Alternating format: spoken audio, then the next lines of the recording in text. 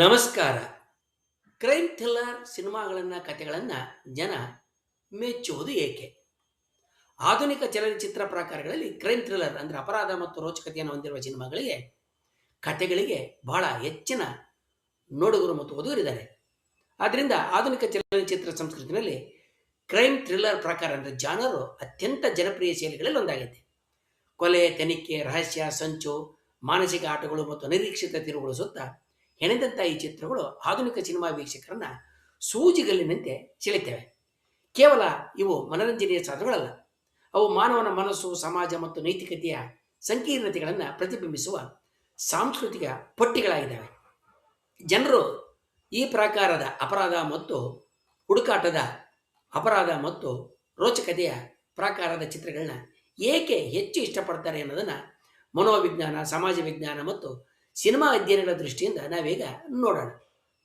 ಹೆಸರೇ ಹೇಳುವಂತೆ ಕುತೂಹಲ ಮತ್ತು ರೋಚಕತೆ ಅಂದರೆ ಸಸ್ಪೆನ್ಸ್ ಅಂಡ್ ಕ್ಯೂರಿಯಾಸಿಟಿ ಈ ಚಲನಚಿತ್ರಗಳ ಕೇಂದ್ರ ತತ್ವವಾಗಿರುತ್ತೆ. ಮಾನವನ ಮನಸ್ಸು ಮೂಲತಃ ಸ್ವಭಾವತಃ ಕುತೂಹಲಕರ ಸಂಗತಿಗಳನ್ನ ಹುಡುಕುತ್ತೆ.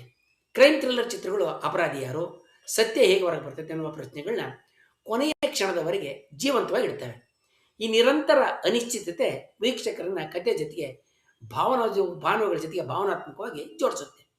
ಮೆದುಳು ಸುಳಿವುಗಳನ್ನ ಸಂಸ್ಕರಿಸಿ ಊಹೆಗಳನ್ನ ನಿರ್ಮಿಸಿ ತೀರ್ಮಾನಗಳನ್ನ ಪರೀಕ್ಷೆ ಮಾಡುವ ಕ್ರಿಯೆಯಲ್ಲಿ ಸಿನಿಮಾ ನೋಡ್ತಾನೆ ತೊಡಕೊಳ್ಳುತ್ತೆ. ಈ ಬೌದ್ಧಿಕ ತೊಡಗಿಸಿಕೊಳ್ಳುವಿಕೆ ವೀಕ್ಷಣಾ ಅನುಭವವನ್ನು ಹೆಚ್ಚು ಆಕರ್ಷಕವಾಗಿ ಮಾಡ್ತೈತೆ. ಲೋವೆನ್ಸ್ಟೀನು ತನ್ನ ಇನ್ಫಾರ್ಮೇಷನ್ ಗ್ಯಾಪ್ ಥಿಯರಿನಲ್ಲಿ ತಿಳಿಯದ ಮಾಹಿತಿ ಅಂತರವೇ ಕುತೂಹಲವನ್ನು ಹೆಚ್ಚಿಸುತ್ತದೆ ಅಂತ ವಾದ ಮಾಡಿದ್ದಾನೆ. ಕ್ರೈಮ್ ಥ್ರಿಲ್ಲರ್ಗಳು ಈ ಅಂತರವನ್ನು ನಿರಂತರವಾಗಿ ಉಳಿಸಿಕೊಂಡು ವೀಕ್ಷಕರನ್ನು ಸಕ್ರಿಯವಾಗಿ ತೊಡಗಿಸಿಕೊಳ್ಳುವಂತೆ ಮಾಡ್ತವೆ. ಜಿಲ್ಮ್ಯಾನ್ ಮಂಡಿಸಿರ್ತಕ್ಕಂಥ ಎಕ್ಸೈಟೇಷನ್ ಟ್ರಾನ್ಸ್ಫರ್ ಥಿಯರಿ ಪ್ರಕಾರ ರೋಚಕ ದೃಶ್ಯಗಳು ದೇಹದಲ್ಲಿ ಉದ್ದೀಪನವನ್ನು ಅಂದರೆ ಅರೋಸಲ್ನ ಹೆಚ್ಚು ಮಾಡ್ತವೆ ಮತ್ತು ನಂತರ ಭಾವನೆಗಳನ್ನ ತೀವ್ರಗೊಳಿಸ್ತವೆ. ಕ್ರೈಮ್ ಥ್ರಿಲ್ಲರ್ಗಳು ನಿಯಂತ್ರಿತ ಅಪಾಯದ ಅನುಭವವನ್ನು ನೀಡುವ ಮೂಲಕ ಭಯ, ಉತ್ಸಾಹದ ಮಿಶ್ರ ಭಾವನೆಯನ್ನು, ಒಂದು ರೀತಿಯ ರಸಭಾವನೆಯನ್ನು ಉಂಟು ಮಾಡ್ತವೆ. ಕ್ರೈಮ್ ಥ್ರಿಲ್ಲರ್ ಚಿತ್ರಗಳು ಮನುಷ್ಯನನ್ನು ಭಾವುಕವಾಗಿ ಕೆರಳಿಸ್ತವೆ. ಈ ಚಿತ್ರಗಳಲ್ಲಿ ಭಯ, ಆತಂಕ, ಆಶ್ಚರ್ಯ, ಉತ್ಸಾಹ ಮುಂತಾದ ತೀವ್ರ ಭಾವನೆಗಳು ಒಂದಾದ ನಂತರ ಒಂದು ಬರ್ತವೆ. ದೈನಂದಿನ ಜೀವನದಲ್ಲಿ ಅಪಾಯದಿಂದ ದೂರವಿರತಕ್ಕಂಥ ಜನ ಸಿನಿಮಾದ ಮೂಲಕ ನಿಯಂತ್ರಿತ ಅಪಾಯವನ್ನು ಅನುಭವಿಸ್ತಾರೆ. ಈ ಅನುಭವ ದೇಹದಲ್ಲಿ ಅಡ್ರಿನಲಿನ್ ಬಿಡುಗಡೆ ಮಾಡೋದಕ್ಕೆ ಕಾರಣ ಆಗಿ ರೋಚಕತೆಯ ಅನುಭವವನ್ನು ಸೃಷ್ಟಿ ಮಾಡ್ತದೆ. ಇದರಿಂದಾಗಿ ನೋಡುಗರು ಚಿತ್ರವನ್ನು ಹೆಚ್ಚು ತೀವ್ರವಾಗಿ ಅನುಭವಿಸ್ತಾರೆ. ವಾಸ್ತವ ಜಗತ್ತಿನಲ್ಲಿ ಅಪರಾಧಿ ಯಾವಾಗಲೂ ಶಿಕ್ಷೆಗೆ ಒಳಗಾಗೋದಿಲ್ಲ. ಒಬ್ಬ ವ್ಯಕ್ತಿ ಅಪರಾಧಿ ಅಂತ ಗೊತ್ತಿದ್ರೂ ಕೂಡ ನ್ಯಾಯಾಂಗ ಪ್ರಕ್ರಿಯೆಗಳ ಮೂಲಕ ಆತನನ್ನು ಶಿಕ್ಷೆಗೆ ಒಳಪಡಿಸೋದು ಸಾಧ್ಯ ಆಗದೇ ಇರಬಹುದು. ಬಹುತೇಕ ಕ್ರೈಮ್ ಥ್ರಿಲ್ಲರ್ಗಳಲ್ಲಿ ಅಪರಾಧಿ ಕೊನೆಗೆ ಸಿಕ್ಕಿಬೀಳ್ತಾನೆ, ಸತ್ಯ ಹೊರಬರುತ್ತೆ, ಆತ ಶಿಕ್ಷೆಗೊಳಗಾಗ್ತಾನೆ. ಇದು ಜನರಲ್ಲಿರ್ತಕ್ಕಂಥ ನೈತಿಕ ನ್ಯಾಯಭಾವನೆಗೆ ತೃಪ್ತಿ ನೀಡುತ್ತೆ. ಸಾಮಾಜಿಕ ಮನೋವಿಜ್ಞಾನದಲ್ಲಿ ಜಸ್ಟ್ ವರ್ಲ್ಡ್ ಹೈಪೋಥಿಸಿಸ್ ಅಂತ ಒಂದು ವಾದ ಇದೆ. ಈ ವಾದದ ಪ್ರಕಾರ ಜನರು ಜಗತ್ತು ಮೂಲತಃ ನ್ಯಾಯಸಮ್ಮತವಾಗಿದೆ ಅಂತ ನಂಬೋದಕ್ಕೆ ಇಷ್ಟಪಡ್ತಾರೆ. ಕ್ರೈಮ್ ಥ್ರಿಲ್ಲರ್ಗಳು ಈ ಎಲ್ಲ ಕ್ರೈಮ್ ಥ್ರಿಲ್ಲರ್ಗಳಲ್ಲಿ ಅಪರಾಧಿ ಕೊನೆಗೆ ಶಿಕ್ಷೆಗೆ ಒಳಗಾಗೋದು ಈ ನಂಬಿಕೆಯನ್ನು ಬಲಪಡಿಸುತ್ತೆ. ಆದ್ದರಿಂದಲೇ ಅಪರಾಧಿ ತಪ್ಪಿಸಿಕೊಂಡು ಹೋಗುವ ಸಿನಿಮಾಗಳನ್ನು ಜನ ಇಷ್ಟಪಡೋದಿಲ್ಲ ಮತ್ತು ಅಂಥ ಸಿನಿಮಾಗಳು ಅವರಲ್ಲಿ ತೀವ್ರ ಅತೃಪ್ತಿಯನ್ನು ಉಂಟು ಮಾಡ್ತವೆ. ಸಮಾಜದಲ್ಲಿ ಅನ್ಯಾಯ, ಭ್ರಷ್ಟಾಚಾರ ಅಥವಾ ಅಪರಾಧ ಕಂಡಾಗ ಉಂಟಾಗುವ ಅಸಹನೆಗೆ ಈ ಚಿತ್ರಗಳು ಪರೋಕ್ಷ ಪರಿಹಾರ ನೀಡುವಂತೆ, ಕ್ರೈಮ್ ಥ್ರಿಲ್ಲರ್ ಸಿನಿಮಾಗಳು ಪರೋಕ್ಷವಾದಂಥ ಪರಿಹಾರ ನೀಡುವಂತೆ ನಮಗೆ ಒಂದು ನಂಬಿಕೆಯನ್ನು ಉಂಟು ಮಾಡ್ತವೆ, ನೋಡುಗರಿಗೆ ನಂಬಿಕೆಯನ್ನು ಉಂಟು ಮಾಡ್ತವೆ. ಆದ್ದರಿಂದ ಇಂಥ ಚಿತ್ರಗಳು ಕೇವಲ ರೋಚಕತೆಯಲ್ಲ, ನೈತಿಕ ಸಮಾಧಾನವನ್ನು ಕೂಡ ಉಂಟು ಮಾಡ್ತವೆ. ಸದಾ ಮಾನಸಿಕ ಮತ್ತು ಬೌದ್ಧಿಕ ಚಟುವಟಿಕೆಗಳಲ್ಲಿ ತೊಡಗುವ ಮನುಷ್ಯರಿಗೆ ಒಗಟುಗಳು ಮತ್ತು ಸವಾಲುಗಳಂದರೆ ಬಹಳ ಇಷ್ಟ. ಇದರ ಜೊತೆಗೆ ಒಬ್ಬ ವ್ಯಕ್ತಿ ಏಕೆ ಅಪರಾಧವನ್ನು ಮಾಡಿದ, ಅದಕ್ಕೆ ಪೂರಕವಾದ ಸನ್ನಿವೇಶಗಳು ಯಾವುವು, ಅಪರಾಧಿ ಹೇಗೆ ತಪ್ಪಿಸ್ಕೊಂಡು ಹೋಗ್ಬೋದು ಎನ್ನುವ ಚಿಂತನೆಗಳು ಮಾನವನ ಒಳ ಮನಸ್ಸಿನ ಒಳಗಡೆ ಇರ್ತಕ್ಕಂಥ ಬಯಕೆಗಳನ್ನ ತಣಿಸ್ತವೆ ಮತ್ತು ತಾಗ್ತವೆ. ನೋಡುಗರು ಅಪರಾಧಿಗಳ ಮನಸ್ಥಿತಿಯನ್ನು ಅರ್ಥ ಮಾಡ್ಕೊಳ್ಳೋದಕ್ಕೆ ಆಸಕ್ತಿಯನ್ನು ತೋರಿಸ್ತಾರೆ. ಇದನ್ನು ಡಾರ್ಕ್ ಟ್ರಯಾಡ್ ಕ್ಯೂರಿಯಾಸಿಟಿ ಅಂತ ಕೆಲವು ಅಧ್ಯಯನಗಳು ಕರೀತವೆ. ನಾರ್ಸಿಸಿಸಮ್ ಅಂದರೆ ಸ್ವಮೋಹ, ಮ್ಯಾಕ್ಯಾವೆಲಿಯನ್ ಅಂದರೆ ಎಲ್ಲರಿಗಿಂತ ನಾನು ಬಲಿಷ್ಠ ಮೇಲೆ ಅಂತಕ್ಕಂಥದ್ದು, ಸೈಕೋಪತಿ ಮಾನಸಿಕ ಏರುಪೇರುಗಳ ಬಗ್ಗೆ ಜನರಲ್ಲಿ ಯಾವಾಗಲೂ ಕುತೂಹಲ ಇರ್ತದೆ. ಹಾಗೆಯೇ ಕ್ರೈಮ್ ಥ್ರಿಲ್ಲರ್ಗಳು ಅಂದರೆ ಅಪರಾಧ ರೋಚಕ ಸಿನಿಮಾಗಳು, ಕಥೆಗಳು ಮಾನವ ಮನಸ್ಸಿನ ಕತ್ತಲೆಯ ಭಾಗವನ್ನು ತೆರೆಯುತ್ತವೆ. ಇದರಿಂದ ಹೊರಗಿನ ನಡವಳಿಕೆ ಮತ್ತು ಒಳಗಿನ ತುಮುಲಗಳ ನಡುವಿನ ವೈರುಧ್ಯವನ್ನು ನೋಡುಗ ಆನಂದಿಸ್ತಾನೆ. ಸಾಮಾನ್ಯವಾಗಿ ಕ್ರೈಮ್ ಥ್ರಿಲ್ಲರ್ ಸಿನಿಮಾಗಳು ಅಪರಾಧ ಮಾಡುವ, ತಪ್ಪಿಸಿಕೊಳ್ಳುವ ಮತ್ತು ಅಪರಾಧನ ಹಿಡಿತಕ್ಕಂಥ A to Z ಸರಣಿ ಕ್ರಿಯೆಗಳನ್ನು ಹೊಂದಿರ್ತವೆ.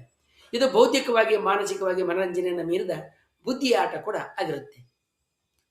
ಸಿನಿಮಾದಲ್ಲಿ ತಕ್ಕಂಥ ಸುಳಿವುಗಳನ್ನ ಜೋಡಿಸೋದು, ತಿರುವುಗಳನ್ನ ಊಹಿಸೋದು, ತರ್ಕ ಬಳಸೋದು ಮುಂತಾದ ಕ್ರಿಯೆಗಳಲ್ಲಿ ನೋಡುಗ ಸಕ್ರಿಯೆಯಾಗಿ ತೊಡಗಿಕೊಳ್ತಾನೆ. ಆತ ಸಿನಿಮಾದ ಒಂದು ಭಾಗ ಆಗ್ತಾನೆ. ಇದು ನೋಡುಗನಿಗೆ ತೃಪ್ತಿಯನ್ನು ತರ್ತದೆ.